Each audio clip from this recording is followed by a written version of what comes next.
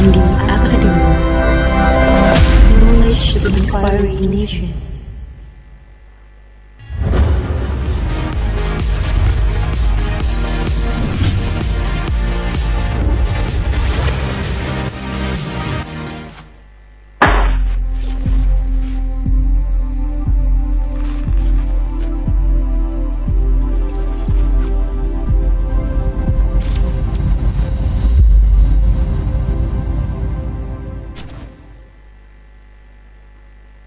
Assalamualaikum warahmatullahi wabarakatuh. Salam sejahtera untuk kita semua. Halo Sobat Andi, selamat datang di kelas online Andi Academy bekerja sama dengan PGRI dan Ekoji Channel dalam seri Menjadi Guru Milenial Hebat bersama PGRI. Kali ini kita bersama akan belajar mengenai peran Internet of Things. Dalam hal ini mengupas sebuah buku berjudul Internet of Things, Mengubah Wajah Pendidikan Indonesia. Sobat Andi Academy, perlu kita ketahui bahwa Internet of Things atau lebih dikenal disebut IoT merupakan sebuah sistem yang terdiri dari perangkat komputasi seperti komputer, ponsel, mesin mekanik, dan objek lainnya seperti hewan atau bahkan manusia. Nah, pertanyaannya, mengapa hal ini penting? Karena penguasaan IoT merupakan salah satu parameter kemajuan teknologi era saat ini, di mana seluruh teknologi terbaru adalah bagian dari IoT. Dalam sektor manufaktur, IoT menjadi hal yang sangat penting karena dapat meningkatkan efisiensi dan produktivitas organisasi dalam berbagai sektor. Misalnya sektor manufaktur, IoT dapat membantu perusahaan dalam meningkatkan efisiensi produksi, memantau kualitas produk, dan mengurangi biaya produksi. Di sektor pertanian, IoT itu dapat membantu petani dalam mengatur irigasi, memantau kondisi tanah, dan memprediksi cuaca. Kemudian di sektor kesehatan, IoT dapat membantu rumah sakit dalam memantau kondisi pasien dan mengoptimalkan penggunaan peralatan medis. Banyak manfaat yang dapat diperoleh dari penggunaan IoT dalam berbagai sektor. Nah, sekarang bagaimana menerapkannya? Menurut Harmon dan Beit dalam Yudanto dan Abdul 2019, ada 10 hal penting dalam penggunaan IoT, di antaranya yaitu untuk sensor, kemudian keamanan, fault tolerance, energy harvesting, konektivitas, pengelolaan, mesh networking devices, application programming interface (API) yang terbuka, kemudian penyimpanan dalam cloud, dan komunikasi jaringan sensor. Nah, sebetulnya tanpa kita sadari, penerapan Internet of Things itu sudah menemani kehidupan kita sehari-hari, diantaranya kulkas pintar. Nah, kulkas pintar ini adalah kulkas yang terhubung dengan internet, di mana kita dapat melihat persediaan makanan dan minuman yang ada di kulkas tersebut dan dengan sensor yang ada. Kita dapat melihat persediaan itu. Intinya di dalam kulkas pintar itu, kulkas dalam kategori ini membantu kita untuk menghemat biaya listrik serta memperpanjang daya simpan makanan. Contoh lainnya adalah lampu rambu lalu lintas. Nah, Lampu rambu lalu lintas yang terpasang di sudut jalan sepanjang jalan di Indonesia kebanyakan sudah menggunakan sistem IoT. Waktu menyalanya itu kebanyakan sudah diatur oleh perangkat sehingga dapat menyala sesuai dengan waktu yang tepat. Bahkan karena koneksinya dengan kantor pusat, maka petugas itu cukup berada di kantor saja dan dapat mengatur ulang waktu setiap lampunya. Kondisi ini sangat membantu lalu lintas terutama jika terjadi kemacetan, kecelakaan, blokir jalan, dan keperluan lainnya. Kemudian contoh yang lain IoT dalam kehidupan sehari-hari adalah tilang elektronik. Nah, sistem tilang elektronik merupakan cara penilangan baru yang diterapkan oleh kepolisian Indonesia. Para pelanggar lalu lintas dapat tertangkap aksinya melalui kamera yang terpasang di setiap sudut jalanan. Alhasil, surat tilang itu akan dikeluarkan oleh pihak kepolisian tanpa perlu memberhentikan para pelanggar lalu lintasnya. Data pemilik kendaraan yang tertangkap kamera sudah terintegrasi di kepolisian. Jadi hanya dengan melihat nomor plat kendaraan saja, surat tilang sudah dapat langsung dikirimkan ke alamat rumah atau email dari pemilik kendaraan tersebut. Kemudian contoh IoT yang lain adalah Jakarta One Card. Jakarta One Card ini merupakan inovasi baru yang dapat kita lihat dan dirasakan untuk warga Kota Jakarta. Seperti namanya, kartu ini memiliki banyak fungsi dalam kehidupan sehari-hari. Misalnya untuk keperluan belanja, kemudian untuk BPJS, bahkan untuk iktp. Jadi secara tidak langsung, kartu ini sudah terkoneksi dalam 3 jaringan sekaligus. Kemudian yang sedang viral saat ini, itu adalah smart home. Smart home itu sedang terkenal ya, sedang dibicarakan karena smart home ini adalah rumah pintar yang menerapkan sistem IoT untuk mempermudah pengontrolan ke seluruh rumah. Salah satu sistem yang umumnya dipakai adalah menggunakan CCTV. CCTV ini dipasang di beberapa sudut rumah. Dengan begitu, maka pemilik rumah itu dapat melihat ke seluruh rumah di sudut manapun melalui perangkat yang terhubung dengan CCTV tersebut. Selain CCTV, sistem keamanan rumah ini juga dapat terkoneksi dengan perangkat. Jadi bisa membuka, menutup, bahkan bisa mengunci setiap pintu rumah yang dihubungkan dengan satu perangkat saja. Bahkan yang baru-baru ini adalah smart home ini sudah dapat mengontrol lampu, kemudian AC, ya, kemudian bahkan speaker yang digunakan hanya melalui tombol di satu perangkat.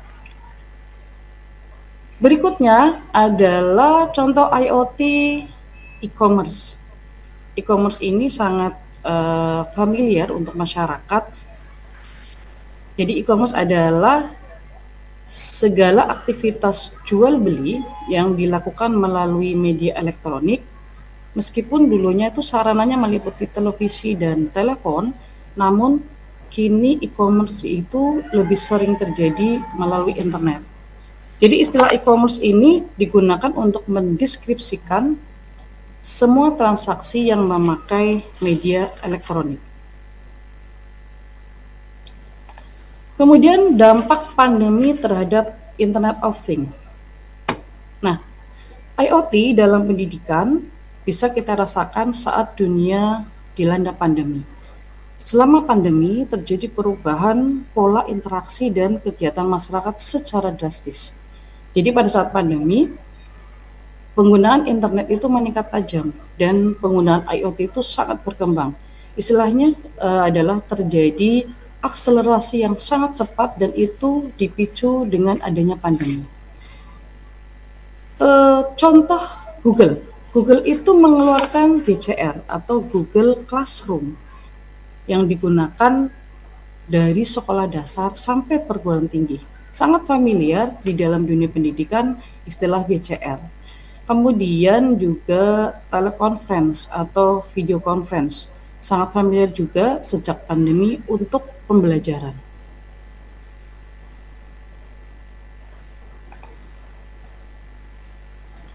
Dampak pandemi terhadap IoT. Saat seluruh dunia menghadapi COVID-19, semua harus mencari dan berdamai dengan teknologi baru. COVID-19 itu tuh telah merubah persepsi tentang IoT selama ini. Dampak COVID-19 pada IoT itu dampak melampaui batas. Jadi pandemi telah memisahkan dunia pendidikan menjadi dua jenis. Ada pendidikan yang siap menggunakan teknologi, tujuannya adalah untuk peningkatan kualitas dan kemajuan peserta didiknya, dan ada pendidikan yang menolak beradaptasi dengan cara kerja baru. Nah, saat pandemi, IoT itu telah memantapkan keberadaannya sebagai salah satu solusi untuk menangani masalah pendidikan bagi masyarakat di masa depan.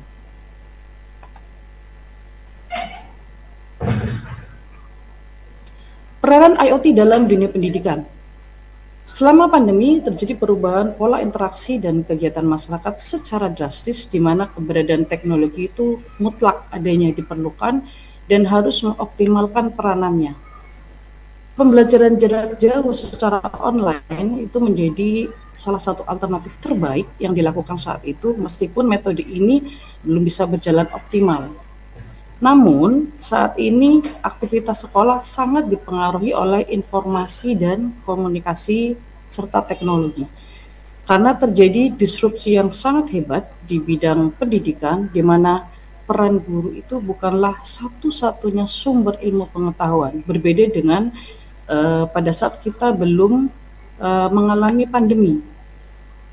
Saat ini, peran guru dan kehadiran kelas itu sangat membutuhkan inovasi dan kreativitas yang sangat tinggi. Makanya peranan IoT itu sangat berbicara di dalam dunia pendidikan saat ini.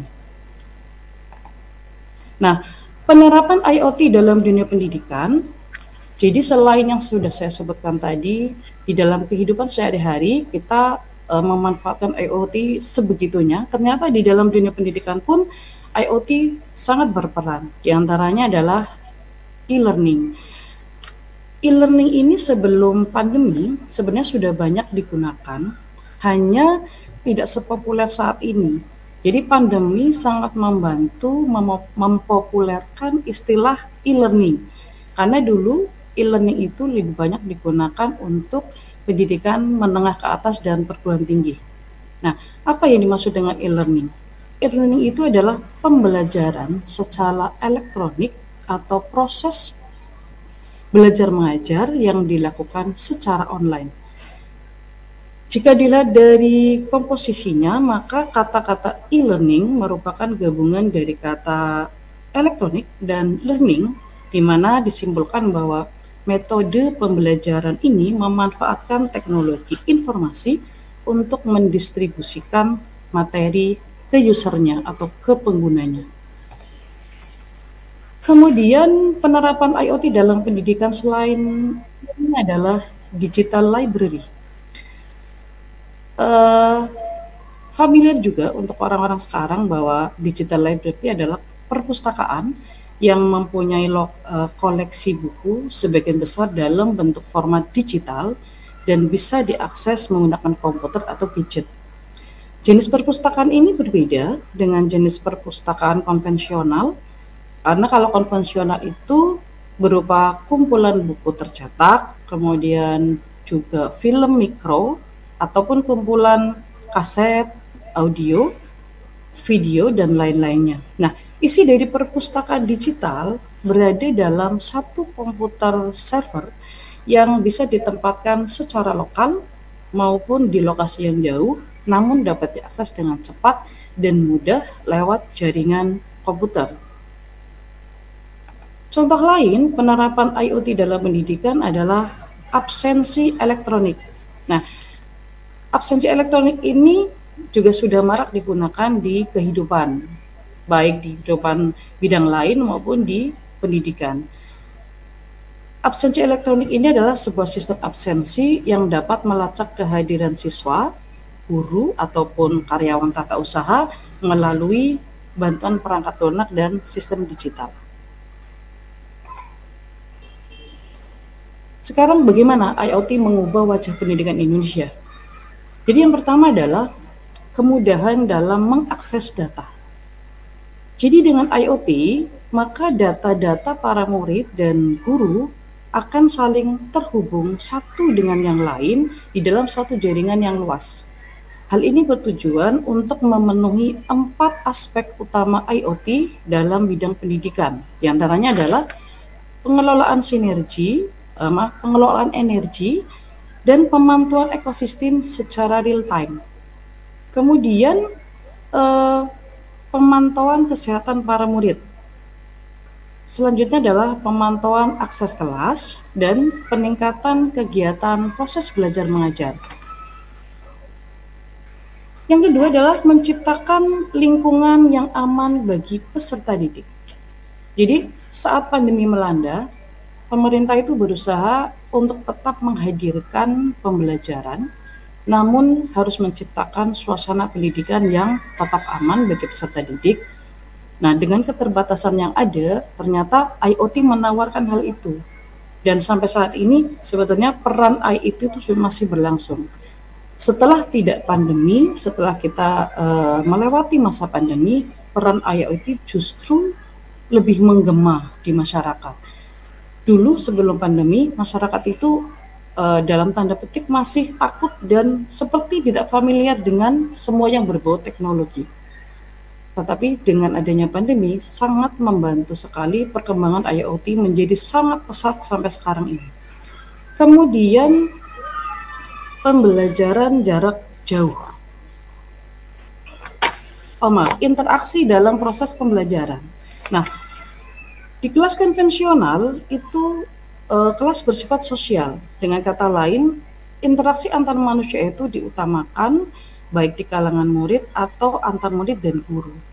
Walaupun hal tersebut mempererat murid dan guru dalam aspek sosial, tapi hal tersebut dinilai kurang efektif jika dibandingkan dengan penerapan IoT. Konsep kelas konvensional di mana satu guru melayani banyak murid itu dinilai kurang efektif dan pasti menyisakan beberapa murid yang tidak ngeh dalam pelajaran yang baru saja diterangkan oleh Bapak dan Ibu gurunya. Nah, untuk para guru pun hal ini sebenarnya merupakan tanggung jawab yang agak rumit ya. Namun di era saat ini di mana anak-anak zaman now atau yang terkenal dengan anak-anak Gen Z gitu ya, itu sudah memiliki akses teknologi dan memiliki setidaknya satu anak itu satu gawai. Nah, dengan proyeksi jumlah perangkat yang meningkat sekitar tahun 2020, gawai para murid itu sebenarnya menjadi salah satu media untuk pembelajaran melalui Internet of Things. Dengan materi yang sudah tersedia secara digital, para murid itu dapat dengan cepat belajar dimanapun dan di kapanpun mereka mau belajar. Jadi peran guru di sini itu menjelaskan di saat murid tidak mengerti itu bisa terjadi. Dan proses belajar mengajarnya menjadi lebih fleksibel dan lebih efektif. Kemudian yang keempat adalah pembelajaran jarak jauh atau PJJ saat pandemi COVID-19. Saat perkembangan IoT sedang mulai menggeliat, ternyata seluruh dunia dilanda pandemi COVID-19. Nah, kondisi ini menyebabkan pemerintah membuat kebijakan baru dan kebijakan yang terbaik dalam menjaga kelanggengan layanan pendidikan. Pandemi itu waktu itu mengharuskan masyarakat itu menjaga jarak atau physical distancing, dan hal ini terkait dengan meminimalisasi penyebaran virus corona di tengah masyarakat. Kemendikbud waktu itu merespon dengan kebijakan belajar dari rumah melalui pembelajaran jarak jauh. Jadi sebetulnya pandemi mengajarkan kita untuk selalu siap akan perubahan sebagaimana menurut Suharwoto itu berpendapat bahwa perubahan itu mengharuskan kita untuk bersiap diri, merespon dengan sikap dan tindakan, sekaligus selalu belajar hal-hal baru. Jadi IoT itu sangat mengubah wajah pendidikan Indonesia, terutama didukung oleh datangnya pandemi. Ternyata kendala banyak ditemui pada saat kita menggunakan Internet of Things. Di antaranya adalah kesulitan akses internet, kemudian kemampuan guru dan peserta didik dalam pemanfaatan teknologi untuk pembelajaran, juga kesulitan dalam berinteraksi dengan peserta didik. Faktor lainnya adalah mahalnya kuota internet dan tingkat distraksi atau gangguan saat pembelajaran. Ada beberapa cara mengatasinya, diantaranya adalah kesulitan akses internet. Mengatasinya dengan menyediakan sumber belajar secara offline. Jadi walaupun sudah online, tetapi guru menyediakan sumber belajar secara offline agar bisa dimanfaatkan oleh masyarakat yang mengalami kesulitan akses internet.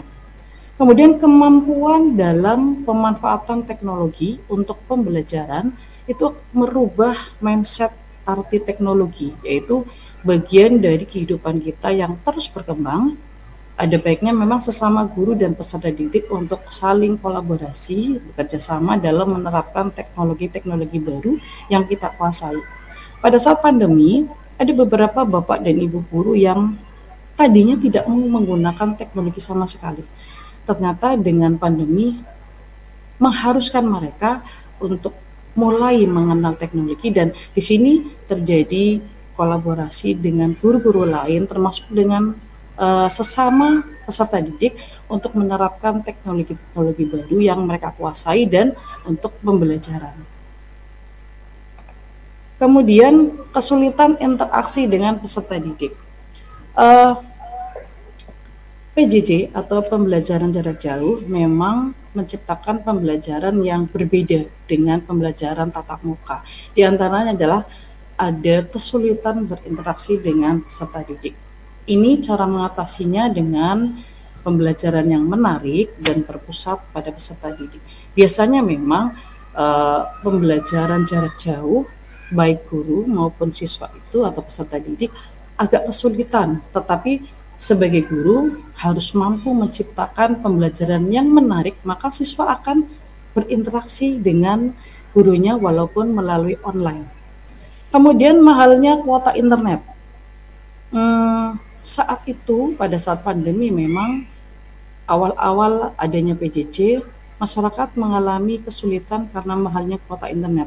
Namun, pemerintah memberikan subsidi kuota, di mana pemerintah bekerja sama dengan sejumlah penyedia layanan internet untuk membantu para masyarakat sehingga teratasi mahalnya kuota internet. Kemudian yang terakhir adalah tingkat distraksi saat pembelajaran. Jadi di sini terbukti bahwa pembelajaran menggunakan internet itu sebenarnya agak menyulitkan orang tua di rumah, dan itu membuktikan bahwa sebetulnya pembelajaran selama ini dengan tatap muka itu dengan berbagai permasalahan yang dihadapi oleh Bapak Ibu guru membuka mata peran orang tua. Orang tua menjadi sadar bahwa pembelajaran itu tidak semudah yang dibayangkan, dan tingkat distraksi saat pembelajaran online atau PJJ itu peran orang tua sangat dibutuhkan, terutama dalam mengkondisikan pembelajaran supaya nyaman, kemudian terbebas dari berbagai gangguan, termasuk guru. Guru juga akan harus mempersiapkan pembelajaran yang kondusif sehingga pada saat online tidak berisik, tidak ada gangguan yang lain. Nah, itu harus ada kolaborasi antara guru sebagai penyelenggara proses pembelajaran dengan siswa juga, dan disinilah peran orang tua sangat dibutuhkan. Demikian dari saya. Sebelumnya mohon maaf dan terima kasih. Wassalamualaikum warahmatullahi wabarakatuh.